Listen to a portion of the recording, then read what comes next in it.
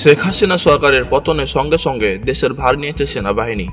দেশের অশান্ত পরিস্থিতি শান্ত করতে বিভিন্ন রাজনৈতিক দল ও বিশিষ্ট জনেদের সঙ্গে বৈঠক করে অন্তর্বর্তী সরকার গড়ার ডাক দিয়েছেন বাংলাদেশের সেনাপ্রধান ওয়াকারুজ্জামান। সেই বৈঠকে ছিলেন ডক্টর আসিফ নজরুলও, যার এই গণ আন্দোলনে বিশেষ ভূমিকা রয়েছে।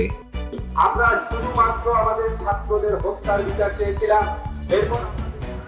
এবার হাসিনা সরকারের পতনের পর দেশে শান্তি ফিরে আনতে এবং অন্তর্বর্তী সরকার গঠনেও বিশেষ ভূমিকা নিতে চলেছেন ডক্টর নজরুল। আবু সাঈদের বুকে এইভাবে গুলি করার পর এজাহারে লেখা হয়েছে আন্দোলনকারী। চলুন দেখে আসি কে এই ডক্টর আসিফ নজরুল। আসিফ নজরুল 12 জানুয়ারি 1966 সালে জন্মগ্রহণ করেন। তিনি ঢাকা বিশ্ববিদ্যালয়ের আইন বিভাগ থেকে 1986 সালে স্নাতক ও 1987 সালে স্নাতকোত্তর সম্পন্ন করেছেন। 1999 সালে SOAS school of oriental and African studies university of London থেকে তার পিএইচডি সম্পূর্ণ করেন। পরবর্তীতে জার্মানির বন শহরের এনভায়রনমেন্টাল ল সেন্টার থেকে পোস্ট ডক্টরেট ফেলোশিপ অর্জন করেন। তিনি school of oriental and African স্টাডিজে একজন কমনওয়েলথ ফেলো হিসেবে কাজ করেছেন। তিনি পেশায় ঢাকা বিশ্ববিদ্যালয়ের আইন বিভাগের অধ্যাপক, তবে কেবল অধ্যাপক বললে কম বলা হবে। তিনি একাধারে লেখক, ঔপন্যাসিক, রাজনৈতিক বিশ্লেষক ও সংবিধান বিশেষজ্ঞ। তার লেখা 10টির বেশি বই রয়েছে। বিভিন্ন টিভি শোতে সাহসী রাজনৈতিক বিশ্লেষণের জন্য তিনি বিশেষভাবে খ্যাত ডক্টর নজরুল।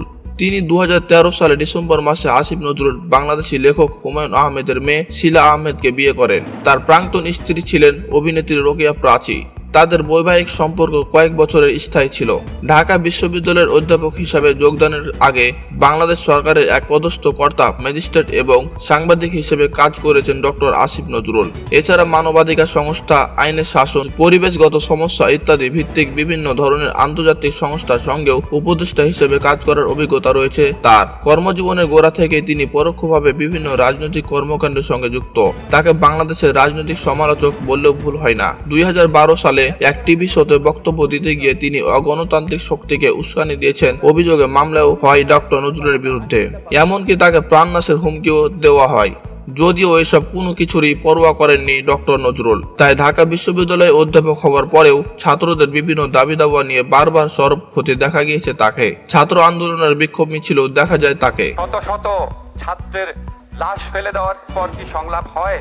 শত শত লাশ ফেলে দেওয়ার পর পদত্যাগ হয়।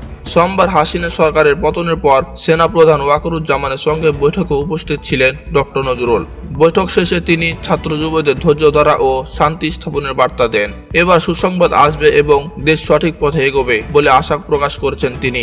বলা যায়, বাংলাদেশে অন্তর্বর্তী সরকার গঠনে বিএনপি নেতা ও সাহিত্যিক সলিমুল্লাহ খান এবং ডক্টর আসিফ নজরুলের বিশেষ ভূমিকা থাকতে চলেছে। তো বন্ধুরা, এই ছিল ডক্টর আসিফ নজরুল সম্পর্কে অজানা কিছু তথ্য। ভিডিওটি ভালো লাগলে অবশ্যই চ্যানেলটি সাবস্ক্রাইব করবেন। ভালো থাকবেন, সুস্থ থাকবেন। আল্লাহ হাফেজ।